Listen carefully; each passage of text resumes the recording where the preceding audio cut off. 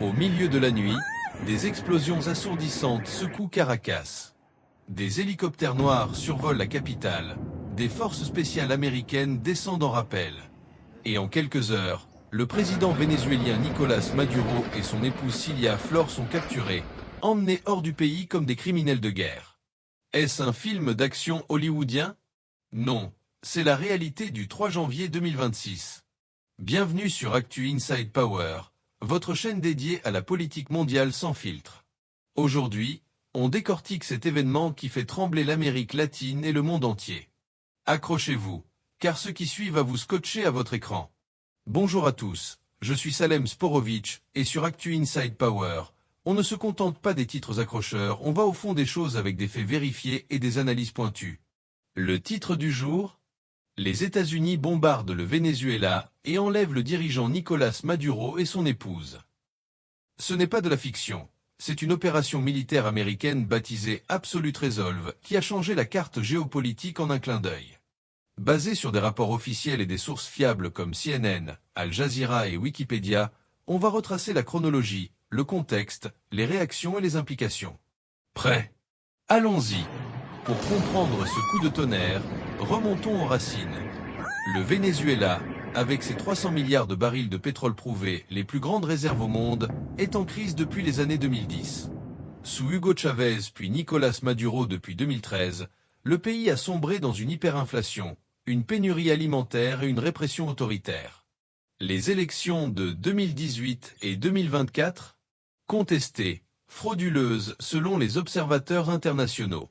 En 2024, l'opposant Edmundo González aurait gagné, mais Maduro s'est accroché au pouvoir, forçant González à l'exil en Espagne.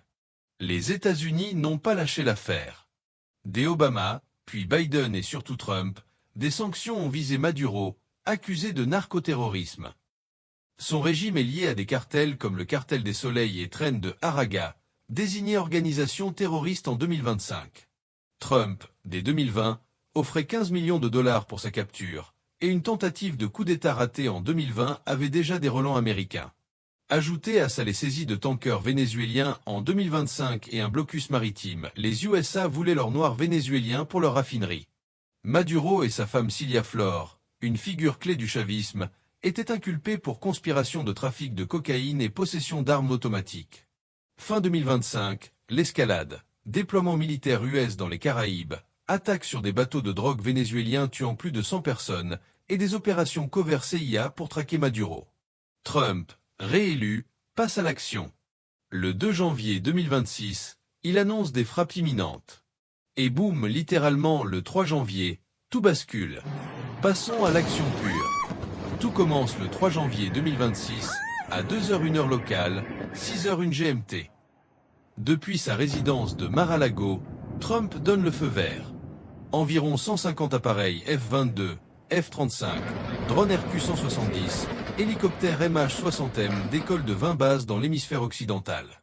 Objectif: neutraliser les défenses aériennes vénézuéliennes et frapper des cibles clés à Caracas, La Guera, Miranda et Araga. Des explosions assourdissantes réveillent la capitale. Des témoins comme Linda Unamumo décrivent des maisons détruites et des évacuations paniquées. À Igrotte, un aéroport est bombardé, des résidents pensaient à des feux d'artifice. Delta Force et des agents FBI atterrissent à Fortuna, la forteresse de Maduro. En moins de 30 minutes, ils percent des portes en acier, capturent Maduro et Flor sans échange de tirs majeurs apportés. À 5h21, ils sont exfiltrés vers l'USS Iwo Jima, puis vers New York. Maduro arrive à la base aérienne de Stewart à 16h30 locale, escorté par la DEA. Trump poste une photo de lui menotté et aveuglé sur Truth Social, un perp walk humiliant. Le couple est incarcéré au Metropolitan Detention Center de Brooklyn. Le 5 janvier, il plaide non coupable devant un tribunal de Manhattan. Bilan humain: 23 militaires vénézuéliens, 32 Cubains, alliés de Maduro, 2 civils tués, 7 Américains blessés. Pas de mort US. Trump vante une opération chirurgicale, mais pour les Vénézuéliens, c'est un traumatisme. Cette opération n'est pas passée inaperçue, loin de là. Trump déclare que les USA dirigeront le Venezuela temporairement, saisissant les revenus pétroliers pour une transition judicieuse. Il écarte l'opposante Maria Corina Machado, la qualifiant de gentille femme sans soutien, et préfère Delcy Rodriguez, loyale à Maduro, comme partenaire potentiel.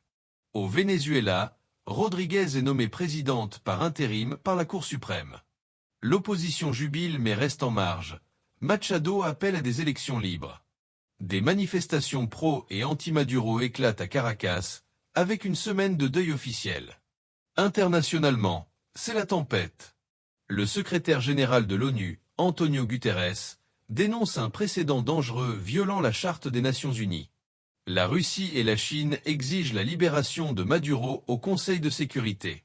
Condamnation de la France, du Brésil, du Mexique, de l'Iran, de la Corée du Nord, de l'Afrique du Sud et de l'Espagne. Un communiqué conjoint de 6 pays latino-américains rejette cette agression impérialiste. Cuba pleure ses 32 officiers tués. Mais du soutien aussi. Israël applaudit, l'Ukraine salue, tout en notant les doubles standards, l'Argentine et le Pérou louent. Le Chili, sous son président élu José Antonio Cast, appelle sa grande nouvelle.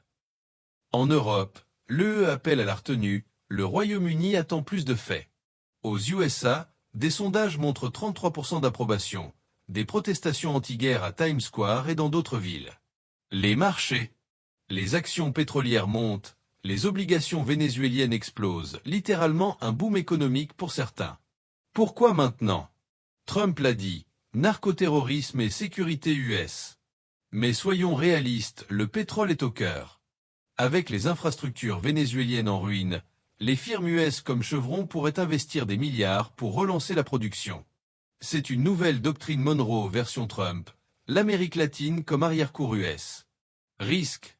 Instabilité régionale. La Colombie mobilise ses frontières, Guyana et Trinidad sécurisent les leurs. Et si la Chine ou la Russie interviennent? Ça pourrait escalader en crise mondiale.